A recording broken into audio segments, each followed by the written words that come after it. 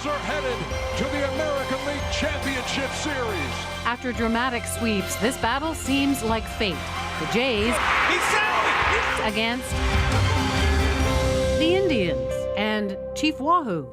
Fair to say, in 2016, the name and logo stand out. They demean and insult an entire group of people. Hey, hey, ho, ho, racist symbols got to go. For some, they raise constant questions about the place of Indigenous symbols in sports. I grew up in Cleveland and grew up as a big Cleveland Indians fan. I've worn Indians garb my entire life and have more than my share of Chief Wahoo hats. And then, I became a sports writer and, really started looking into this in a much bigger way than just as a kid and as a fan. Like sports franchises in Atlanta, Chicago, and Washington, the Indians trace the name back to the first part of the 20th century. In 1914, the team finally decided to just come up with a name. They put a little task force together, and they came up with the Indians. That was the year that the Boston Braves had their Miracle Brave season where they came out of nowhere to win the World Series.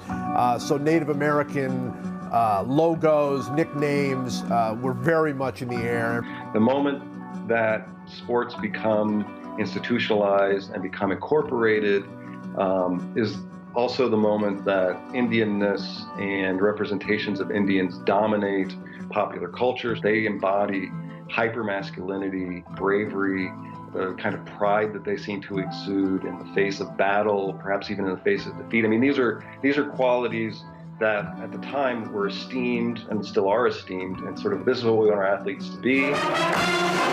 Every war dance and headdress justified as an honor, decade after decade. I actually see the Atlanta Braves as having some of the same qualities that the American Indians had: courage, competitiveness. I think it was given as an honor name, so I don't see a problem with it. We're cheering, fight, fight, fight on Eskimos. In Canada, too, the craze for Indigenous names and symbols is deeply embedded in pro teams, farm teams, and school teams. But there's a recent wave of awareness. I felt dehumanized. I felt degraded to be who I am. From Saskatoon to Nepean, smaller teams have changed. California last year passed a law banning demeaning team names at schools. Native Americans are the only group of people in this country who are forced to tolerate a dictionary-defined racial slur as a sanctioned team name and logo for public schools. But pro teams have drawn a red line. Washington's football franchise is fighting in court to keep the copyright protection on its name after the protection was stripped for being disparaging. Washington is the team to watch. And then once Washington, if Washington changes its name, I think everything falls. Cleveland has officially downplayed Chief Wahoo, but not dropped him. The brand identity and fan loyalty it inspires, Chief Wahoo! Too strong. Some people say that Chief Wahoo is sort of like Red Sambo. Think this one's okay? Not really, no. Exaggerated facial features, very denigrating, dehumanizing, and mocking. Then why is this one okay? There's nothing wrong with that one. Why? Why? Because it's a symbol for a team. But the way the audience often responds is that it's fun, it makes them feel good. Chief Wahoo is the tribe! That's our logo! So the heck with those haters.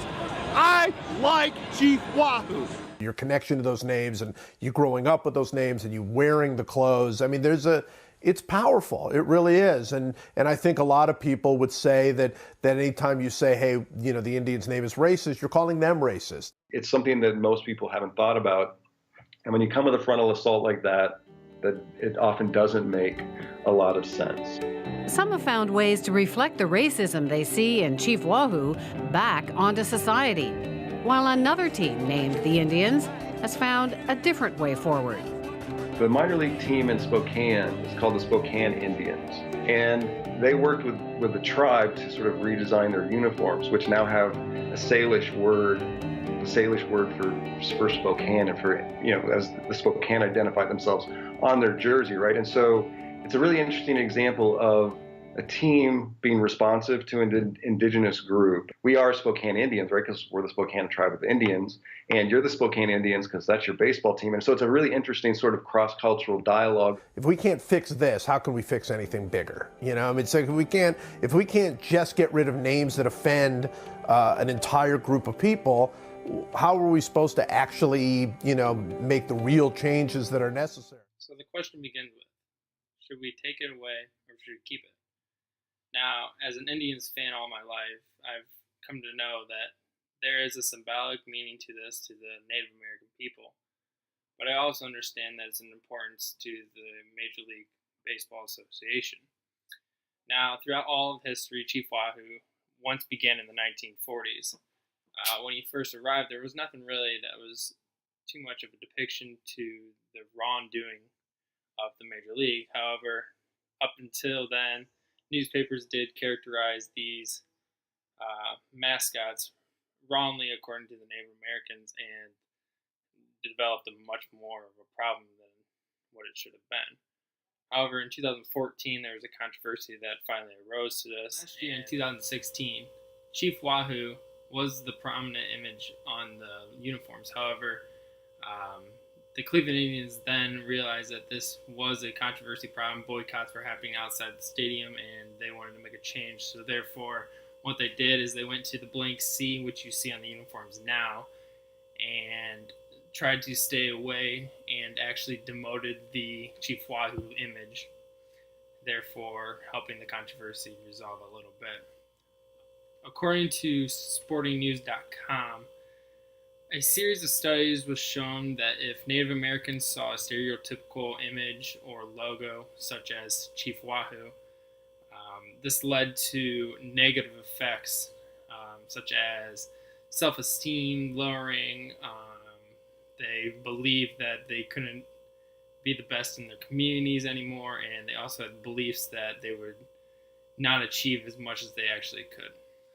So the question really is, should we get rid of the logo or should we keep it? Is it a part of the MLB history or is it downgrading the Native Americans like they say? To get more insight, we interviewed 4 people to figure out more. What's your favorite sports team? The Cleveland Indians.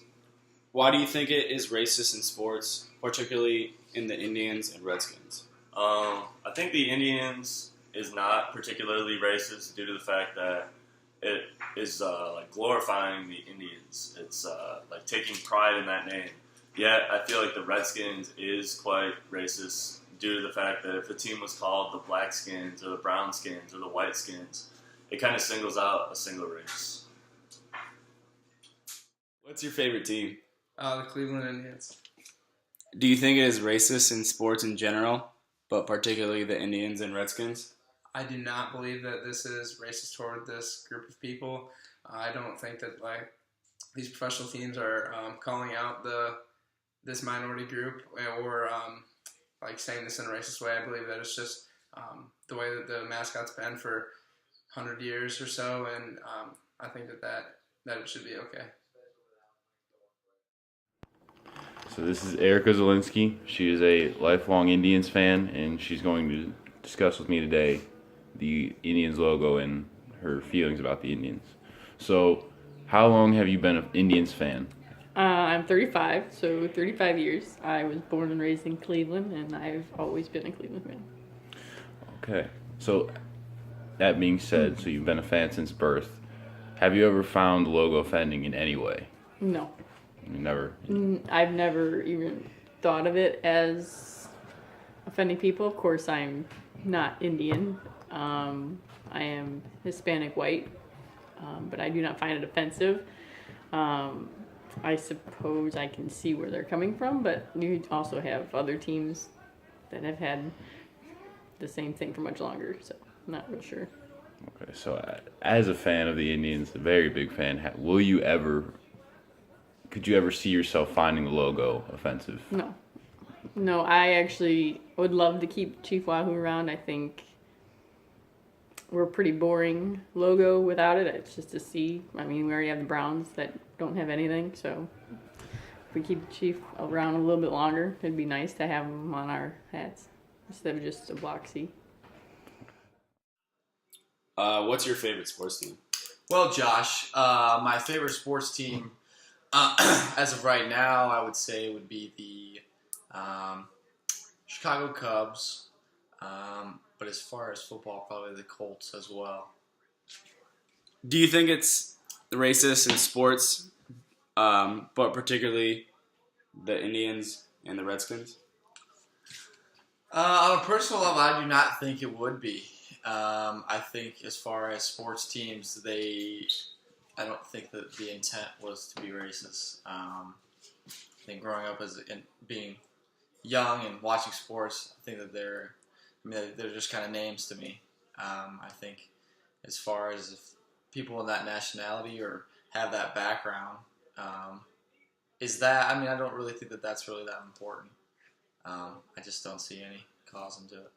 So.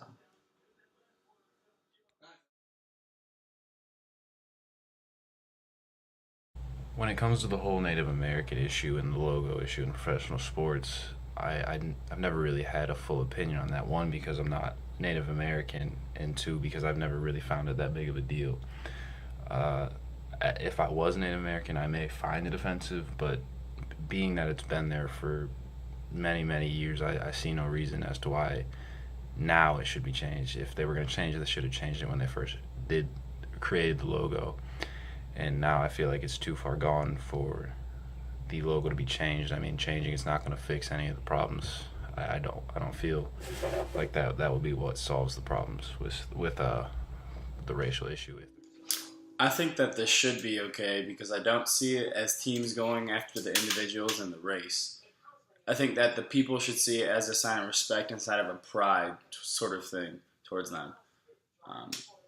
Rather than them, like us putting them to shame or the names putting it to shame and embarrassment in that aspect. I also think that, it's been this way for such a long time and there's no reason to change it now.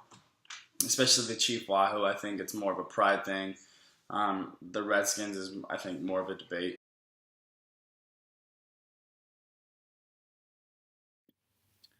So ultimately, what's the answer to the question? Do we keep the logo or do we remove it? From the data that we collected from the interviews and what people ultimately said, I think it's only safe to say that we keep the logo forever. I don't think the intention of creating this logo was to offend any type of Native American heritages, their background, their history. But ultimately, like most people have said, it's a sense of pride, it's a sense of dignity, and willingness to compete at the highest level that the ball club can compete to.